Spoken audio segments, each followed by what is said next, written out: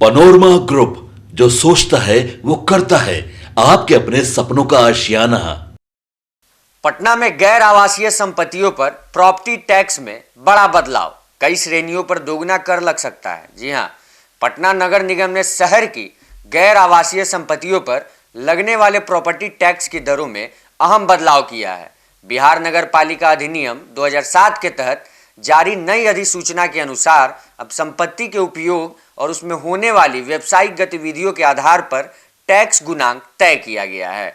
इस फैसले से होटल, जिम, निजी अस्पताल, बैंक और अन्य बड़े व्यावसायिक संस्थानों पर टैक्स का बोझ बढ़ जाएगा।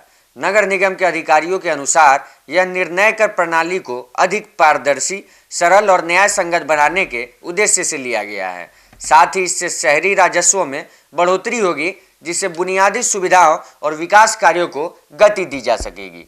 नई व्यवस्था के तहत hotel, health club, gym, club, विवाह भवन, निजी अस्पताल, बैंक, बीमा कंपनियां और बड़े गोदामों पर कर गुणांक 2 निर्धारित किया गया है।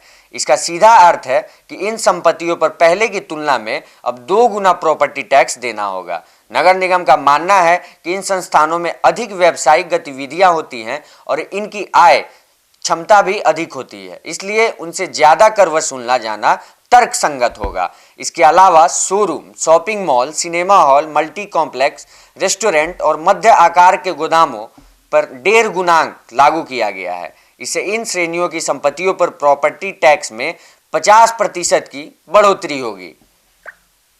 शैक्षणिक और प्रशिक्षणिक से जुड़े संस्थानों को भी नई टैक्स व्यवस्था में शामिल किया गया है।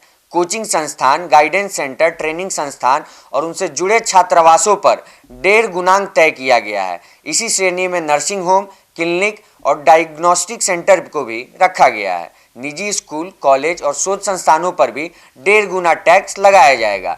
हालांकि गैर व्यावसायिक सरकारी कार्यालयों को राहत देते हुए उन पर 1 गुणांक ही लागू किया गया है, यानी टैक्स दर में कोई बढ़ोतरी नहीं होगी। वहीं धार्मिक और सांस्कृतिक संस्थानों को पूरी तरह प्रॉपर्टी टैक्स से मुक्त रखा गया है। नगर निगम का कहना है कि नई टैक्स नीति से राजस्व संग्रह मजबूत होगा और शहर के विकास कार्यों के लिए अतिरिक्त संसाधन उपलब्ध होंगे। हालांकि बढ़े हुए टैक्स को लेकर कुछ व्यापारिक संगठनों और संस्थानों में असंतोष भी देखा जा रहा है, जिनका कहना है कि इससे उनकी लागत बढ़ेगी। आने वाले दिनों में इस फैसले पर प्रतिक्रिया और संभावित मांगों पर सबकी नज़र बनी रहेगी।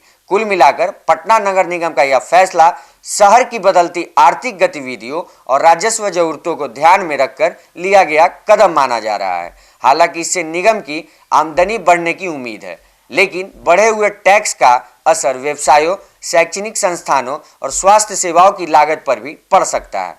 अब यह देखना अहम होगा कि निगम इस अतिरिक्त राजस्व का उपयोग किस तरह शहरी सुविधाओं, आधारभूत ढांचे और नागरिक सेवाओं को बेहतर बनाने में करता है, ताकि करदाताओं को भी इसका प्रत्यक्ष लाभ मिल सके।